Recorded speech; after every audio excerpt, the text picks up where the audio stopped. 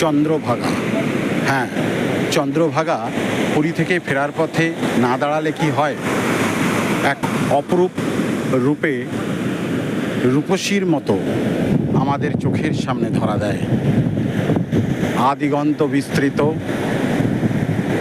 জলরাশি, ঠিক দিগন্ত বিস্তৃত বলছি বটে, আকাশ যেন এই চন্দ্রভাগার সঙ্গে মিশে একাকার হয়ে গেছে।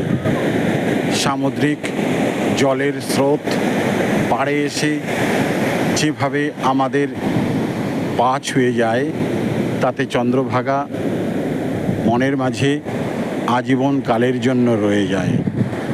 দেখুন আপনারা সেই চন্দ্রভাগার অপরূপ রূপ, যা আপনার মনকে স্মৃতিমেদুর করে তুলবে ক্ষণিকের জন্য হলেও। আকাশে পেঁজা পেঁজা মেঘ, কিছু লোকের আনাগোনা, পাড়ের গাছগাছালি আর বালুর চড়া, শুকনো গাছে কাকেদের সহাবস্থান।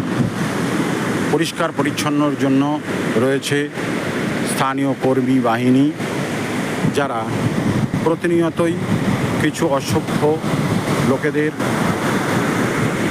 কৃত্রিমভাবে নোংরা পরিবেশ তৈরি করার, সেই নোংরাকে সরকারি বিধিনিষেধ অমান্য করে ফেলে দেওয়া প্লাস্টিক, জলের বোতল, বিভিন্ন রকম কৌটা, সেগুলো সংগ্রহ করার কাজে তারা ব্যস্ত। দূরে দেখছেন চন্দ্রভাগার জলে শরীর ভিজিয়ে নিয়ে স্নান। সত্যিই এক মনোরম দৃশ্য। ঢেউ কেমন সুন্দরভাবে পাড়ে এসে মিলিয়ে যাচ্ছে। এবার দেখুন কিছুক্ষণের জন্য সেই অপরূপ দৃশ্য।